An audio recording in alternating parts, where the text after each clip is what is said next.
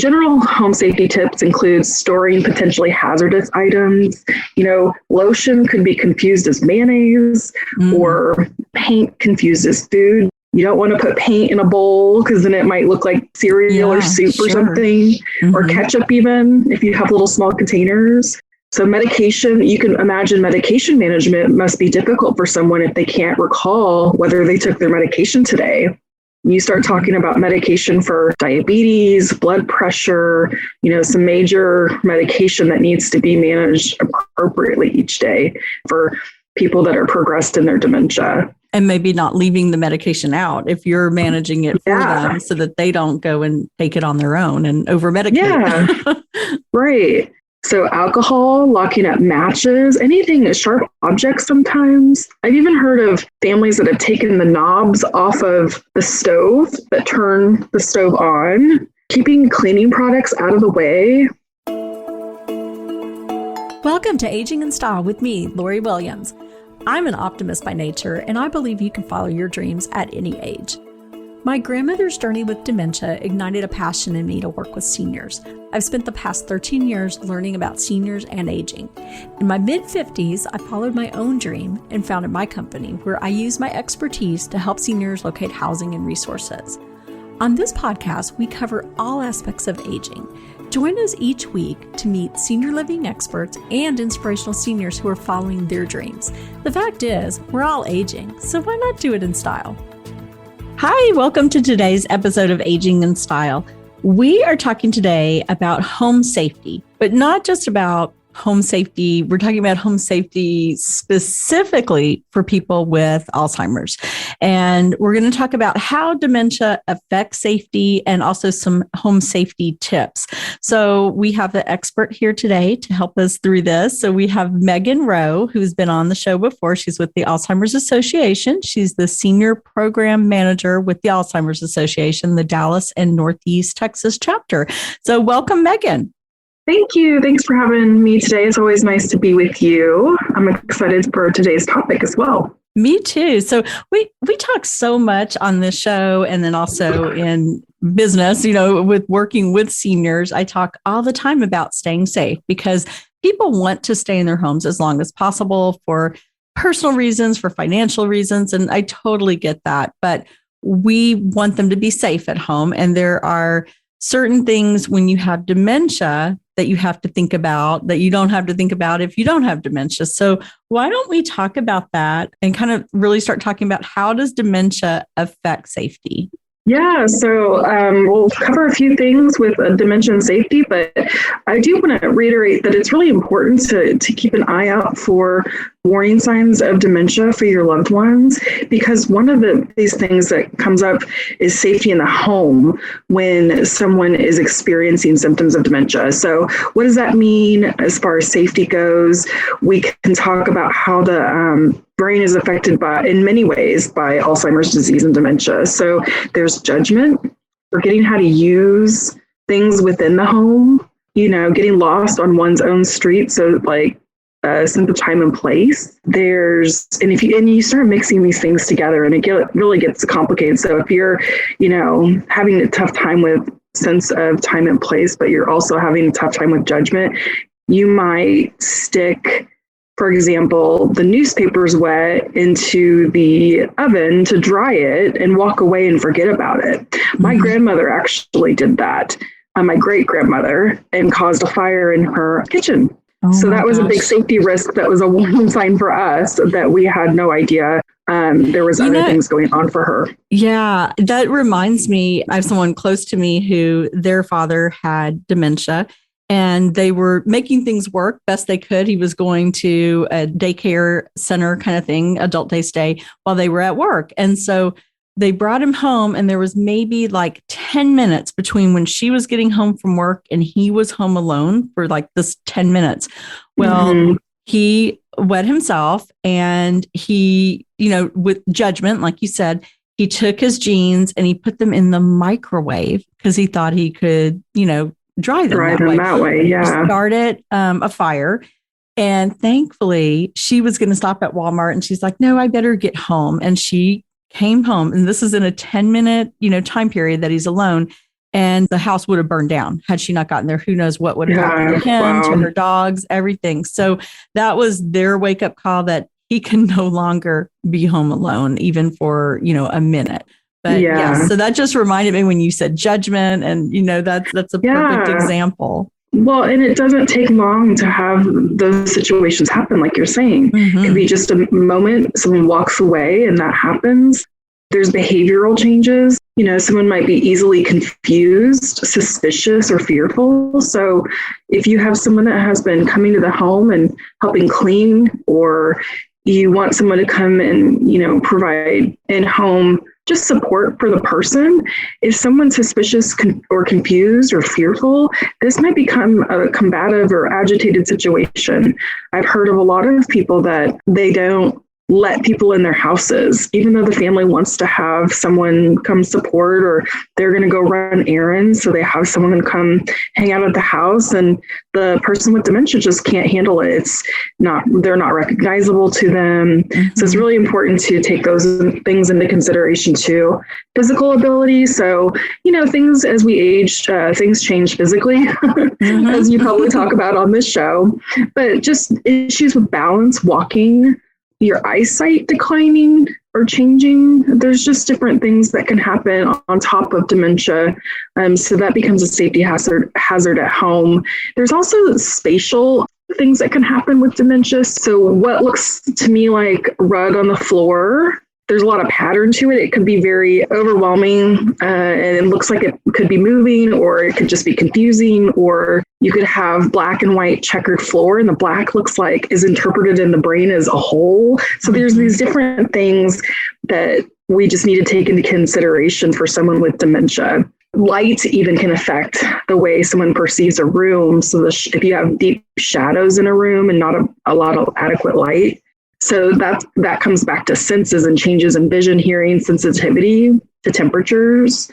I recently saw someone that was experiencing their loved one was just very cold all the time, even though the thermostat is on 80 all the time. So there's just this different perception of weather outside too. I mean, I've worked with people that dress inappropriately to go outside. So it could be winter and they're putting shorts on. So those things, as you imagine, could become major safety risks for the home. So we're going to talk a little bit about things you can do in your home just to help prolong possibly the safety of the person living in the home environment, and just things to consider as we try to keep our loved ones at home as long as possible. And keep in mind those things that we talked about too when it comes to safety and how dementia affects safety as we go through this list. So general home safety tips include storing potentially hazardous items. Lotion could be confused as mayonnaise, or, I've seen paint confused as food, depending on if you set up a paint table and you don't want to put paint in a bowl because then it might look like cereal or soup or something, or ketchup even, if you have little small containers. So medication, you can imagine medication management must be difficult for someone if they can't recall whether they took their medication today. You start talking about medication for diabetes, blood pressure, some major medication that needs to be managed appropriately each day. That can be complicated. So medication management becomes very important for people that are progressed in their dementia. And maybe not leaving the medication out if you're managing it for them so that they don't go and take it on their own and over-medicate. Yeah, right. So alcohol, locking up matches, anything, sharp objects sometimes. I've even heard of families that have taken the knobs off of the stove that turn the stove on. Small appliances and tools, you can keep those in a secured cabinet. Keeping cleaning products out of the way. Like those laundry packs, they look like the Tide Pods. Yeah. Sometimes they don't necessarily, if you're used to liquid laundry your whole life, and then all of a sudden your family uses those little packs, it may look unrecognizable to you. But bleach, you want to really consider locking up anything that may be a harmful chemical. That can be helpful. If you're like me, I have stuff like that all over the house. So having a dedicated space for that might be helpful. Let's see, what else have we got? Make sure that you also have emergency number saved in your phone or on the fridge. So poison control, we all know 911, but do we know the number for poison control? Or even local family member, or, say there's someone coming in while you go to run groceries, they need to make sure that those numbers are accessible too, as well as like a list of medications that a person takes if they end up going to the hospital for some reason. Those doctors and healthcare workers need to know exactly what they're taking. So having a list handy can be helpful, usually near the fridge or on the fridge. Make sure carbon monoxide and smoke detectors and fire extinguishers are available and inspected regularly. This applies to any and all Exactly. people. Yeah, we should all home. do that. Yes, for sure. Kind of going back to things that they could mistake. I was reading something about like a lot of people have like fake fruit. I know my mom always used to have fake fruit, but they may pick that up and eat, try to eat a fake apple or whatever because it looks so real and they just don't realize it. Yeah, there's those things too that you should probably consider in your house. If it's necessary to have the fake fruit, or if that's confusing for your loved one, it kind of depends on the situation too and how progressed the person is, or if they even go for that item. But if your mom loves bananas and you have fake bananas on your table, you might want to consider switching that out for flowers or something a little bit different. So safety when it comes to walking throughout the house, and this applies to senior living too. You don't want to have a bunch of rugs that are easy, that you can trip over pretty easily. You don't want to have extension cords hanging out or excessive clutter. So keeping your space, walkways clear. You want to also consider night lights and adequate lighting for every space, including hallways that might be darker, that don't have windows. Someone with dementia may not always walk into a room and think, I need to turn the light switch on. I've seen that many times. So having night lights can be very helpful.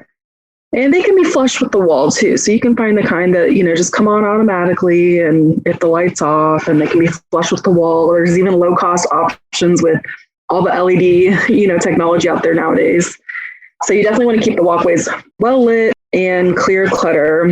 As far as large furniture goes within the rooms, you want to make sure that's also kind of clear and out of the way of walkways. It's really easy to bump into something. Do you ever bump into the corner of a bed or a cabinet and it just is so painful? Well, for someone that's older, that might happen, but they could trip over that. It could result in a fall. And we really want to make sure we're preventing falls in our spaces. Our seniors are very vulnerable to broken bones or hips, and we just want to make sure that, and then going to the hospital can be a little, challenging as well. So exactly. Well, then that furniture. And we always hear, or I do when I'm talking to families, they'll have, a family member diagnosed with dementia, and they also have mobility issues, and they forget to use their walker. They need to use a walker. They can't remember to use it. So I don't know what the answer to that is other than just keeping an eye on them and having the environment as safe as possible with as few, fall hazards as can be. Yeah, and I think, a lot of people love those walkers that have the wheels and like a little basket and stuff. But for someone with dementia, that might not be the safest option because they can go, they may forget to lock it before they get up and try to use it, and then they can go forward. So I would, recommend working with your doctor, your home health company, if you have one, to figure out what the best walker situation is for your loved one. I think those classic silver ones with the tennis balls can be helpful because you don't have to lock them and they can stay close by. But yeah, that becomes kind of an issue too, definitely. So let's see. We want to make sure that someone has the right shoes on, some non-slip shoes, so they can walk around their house okay. And when they're in, have you ever had a trouble getting up from a deep couch or like maybe a bed that was too tall, is hard to get into? Yes. You want to make sure that there's leveled, supportive furniture for an aging person, that it's easy to get out of. You're not sinking too much. There's different adaptive chairs out there that help someone get out. If you husband loves that lazy boy, they make them where they can kind of lift a little bit. Lift chairs. Yeah, those are very cool. Yeah, but they definitely need assistance in using them, but they're quite comfortable. So just take that into consideration too, because you might have to adjust the height of a bed or even put a bed in the corner as opposed to in the middle of the room, just for, safety reasons, and only getting out on one side and maybe not rolling out of bed at night. There are some adaptive, equipment things that I've seen where you can put a rail, like to help someone get out of bed. It's like it's not like a huge rail, like a bed rail. You use it to just support yourself and help you get out of bed. Like a hand assistance. Yeah, there's those kinds of things. Mm-hmm. I've even seen mesh material side, like something on the side that you can put on there, so it's like a bumper, and it attaches by putting it under your mattress, so it's kind of an L shape. So there are some things like that out there, and you can always, again, work with your medical professionals to figure out medical equipment if you do need that. There's suggestions, and I don't see this a lot, so you have to really figure this out with your loved one. But if you have huge glass doors in your house with no window treatments, you might want to consider some kind of sticker at eye level that shows that this is an exit or this is a door, or a label, so that the person isn't walking into the glass. It's not necessarily super common, but again, it depends on the person and their experience of dementia and how their brain's working. It might look like you could walk right through it, especially if you keep those windows super clean. You want to ensure those doors are visible. You can also do a latch or a deadbolt also on the doors, just to help for extra safety. It's not necessarily recommended to lock people into spaces, but for the purposes of, if someone's wandering at night and trying to get into the backyard, they might not be able to operate that latch or something when you're together inside. I had a family I worked with. The husband was caring for his wife who had dementia, and she would get up at night, and he was so exhausted, bless his heart. So one night he didn't hear her get up, and she got up and he couldn't find her. And so he's looking all over the house. He's looking outside. Turns out he finds her in the garage, and she was just walking in circles in the garage, and he didn't know how long she had been there. And, that was sort of his, moment where he said, I can't do this anymore because there's so many dangerous things in a garage. So what he did until we could figure out placement for her, he put a latch, like you're saying, on the door leading to the garage, so that wouldn't happen again. Yeah. So that's a good idea too, because the garage isn't the only exit within the house, and it's a good place to store things sometimes that might be hazardous to someone living with dementia. So that's a really good idea. This is not the same at all, but I have a 5-year-old, and we have doors we don't want her to open, like the front door, and there's different doors. So we've put those kind of plastic childproof. Yeah. I remember those when my kids were little. Half the time I couldn't open the door. So those are effective. Yeah, especially on the front door, because she could just walk right out if she wanted to. If I didn't have one on there. So those are just some things that you can also consider. You want to consider removing firearms from the home and storing them in a locked cabinet. If you have those accessible, that can become very dangerous for a person living with dementia, especially if they're confused or are perceiving, things in a suspicious way. So it becomes very dangerous. If you do have firearms in the home, you want to make sure that those are in a safe place and locked up. One of the suggestions we have too is to remove locks from the interior doors of the house, so the person with dementia doesn't accidentally get locked in the bathroom or the bedroom, and you have kind of no way other than to find a safety, one of those safety pins to open up the door. So that's something that we suggest as well. There are programs too for wandering response. Many people with dementia will wander in their journey. And sometimes that's the red flag for placement, Lori. There was a family that I worked with, and that was kind of their transition point when her husband started leaving the home. And there was just one day, luckily they had really great neighbors, and he was just walking around the neighborhood. But, it was very scary for her to not be able to find her husband, who had never really wandered before. Yeah. And very dangerous as well, not just because of wandering, but I had one gentleman where a lot of homes and neighborhoods look very similar. And so he went to a house a street over, and he swore it was his house, and he's trying to get in the house.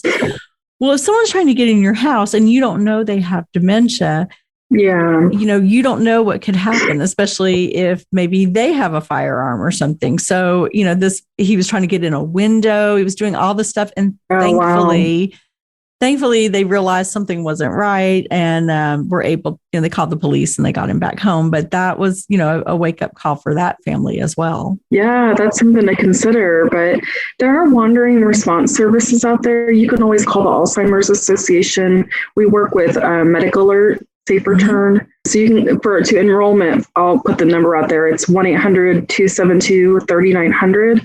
That's our 24/7 helpline number. And basically it's a piece of jewelry that identifies Alzheimer's. And then there's a response team that you're involved with, one of those like National Call Center response teams. And then they also make them for caregivers because people always ask me why, but it's the caregiver has a loved one at home with dementia and they end up in the hospital or something. That bracelet notifies the people that are taking care of that caregiver that someone needs to go check on that family member at home or wherever. That makes sense. Yeah. And not to keep telling stories, but this just keeps reminding me, we had a lady who her son took care of her and he was in his 50s and he had a massive heart attack. And thankfully, they didn't have any family close by. All the family was like in Alaska. They were really far away and couldn't get here quickly. But the neighbor knew that she had dementia. She was very advanced. And the neighbors took care of her till family could get there. And then we could, figure out placement for her. But I like that idea with the caregiver, because if the caregiver is unconscious, can't speak, whatever, someone will know that there's someone at home that needs to be cared for. I hadn't even heard of that, but that's a great tip. Yeah, and there's chapters that could provide scholarship for the bracelet if cost is an issue. So we never want anyone to not be able to be part of that program if they need it. So please feel free to check that out for any of those folks that are listening. Do you know approximately what the cost is on those type of programs? I think the jewelry is kind of in the $50 range. And then there's an annual fee to be enrolled in this service nationally. But again, we can help provide coverage for that. Our callers just need to let us know that they're interested in the scholarship program. Mm-hmm. Okay, great. So if we have some time, I'd like to go through a couple different rooms that are potentially hazardous for folks with dementia. Sure. Let's do that. Okay. Yeah. So we have the kitchen. Okay. Think of all the things we do in the kitchen. So we definitely recommend using appliances that have automatic shutoff features. Prevent unsafe stove usage by applying stove knob covers, or again, I've heard of removing knobs. Turning off the gas light when the stove is not in use. Disconnect the garbage disposal. As you can imagine, that might be a little hazardous if things get down there and we're using it. Mark food with a purchase date. Regularly check for and throw away expired items. If you're a busy woman like me, sometimes, the fridge gets forgotten about keeping things up to date. So science experiments in there, yes. Yeah, I have to remind myself regularly, okay, time to clean it up, time to check on it. So anyway, you just don't want anything in there that's been there too long and someone with dementia sees it and they're like, oh, I'm going to try eating this, and then it can make them sick. So keep that in mind. Discard toxic plants in the house. If you're an animal lover, you probably have plants in your house that are safe for them. Mm-hmm. It's the same for humans. We want to make sure that there's no toxic plants in the home. Decorative fruits that might be mistaken for real food, like you had mentioned. Yeah. Remove vitamins, prescription drugs, sugar substitutes, and seasonings from the kitchen table and counters. Put those kind of out of sight, out of mind. I saw that with the vitamins. And so I totally got it with the vitamins.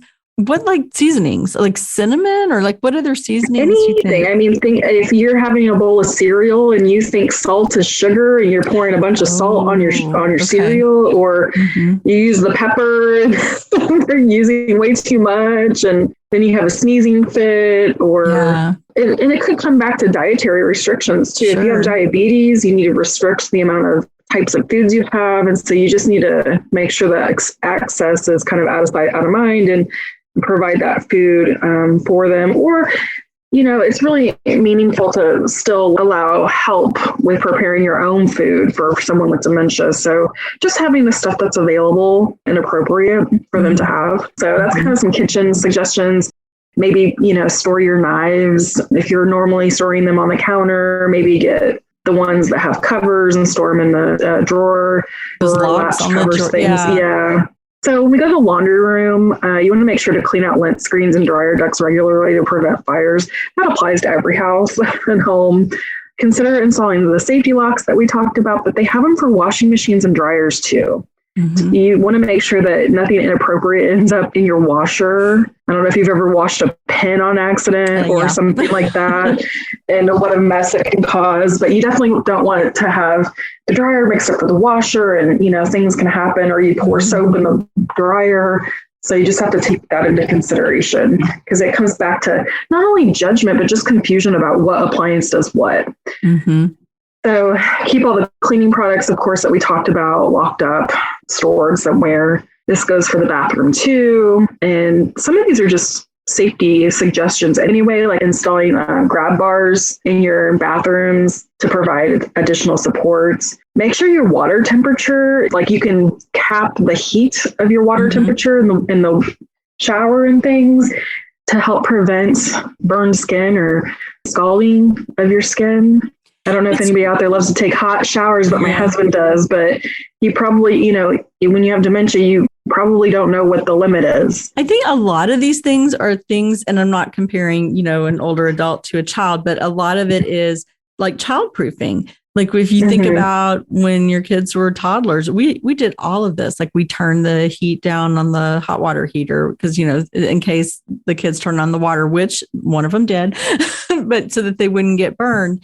And put, the locks on the cabinets, all the different things you're talking about. Kind of think home safety, things that you might have done when your children were young. Yeah. Now take into consideration all the childproofing you do for your kids, but then you add years of experience of being able to use everything in your house. And then, so there's this desire and need to still do that. Sure. But then just the safety that comes with that. I mean, sometimes we have safety issues ourselves as adults, just forgetting, having too much on our mind and walking away from, oh, I need to stir the pot of whatever the food. Oh, shoot, I burned it, or I forgot the thing in the oven and now my cookies are burnt. So those are just things that we have to be extra cautious for when we're talking about a dementia diagnosis. And it's really important to get that dementia diagnosis early. Like I said before, if you're noticing warning signs, you want to get ahead of it, because the safety stuff becomes quite hazardous to someone that's experiencing signs of dementia. And so if you don't know that that's going on for your loved one, you don't know to put these safety things in place. So this becomes one of the things that really becomes part of the care plan. One of the things too that's suggested for bathroom is, those textured stickers to help prevent falls or slips in the shower. Mm-hmm. When we go to the bedroom, again, you want to consider the bed height. If people use the electric blankets, my dad uses an electric blanket because they live in Kansas City and it gets cold in the winter. So they love their heating pads and electric blankets, but you have to consider that as a fire hazard potentially, or to burn the skin. Those things can get hot. Provide seating near the bed to help with dressing. Having some kind of chair that's, good height and everything would be great in the bedroom. And then ensure closet shelves are at an accessible height so that items are easy to reach. So that might be some adjustments in the closet. And you also want to prevent someone from wanting to climb in their closet to get something. That can help prevent falling objects from above or having a fall risk. I also, this isn't on this list, but I do recommend limiting the stuff that maybe is in the closet, because it can get overwhelming to have too many choices. So if it's summer, maybe just have the summer clothing available and appropriate shoes that are available, as opposed to, walking into my closet and I have stuff for all seasons and shoes for all seasons and towels and linens and all sorts of things. Well, and that would do two things for them. It'd be less overwhelming. Yeah. And it would let them still be independent to make their choice of what they're going to wear. And that they're going to choose something appropriate if it's summer and you only have summer clothes in there. Right. So I think that can be helpful. So sometimes, it's good to donate your clutter and reduce the clutter we talked about today. So that's kind of the overall theme of the safety at home we have for today. I hope that was helpful. Absolutely. And if you have any questions, I'd love to answer. Yeah, share that number again. What was it, the number that you gave out? Yes. So we have the bracelets. The Alzheimer's Association works with Medical Alert Safe Return. So the number is actually our 24/7 helpline. So that number is 1-800-272-3900. And that will connect you. You just tell them that you're interested in Medical Alert, and they will help you get through that process. Okay.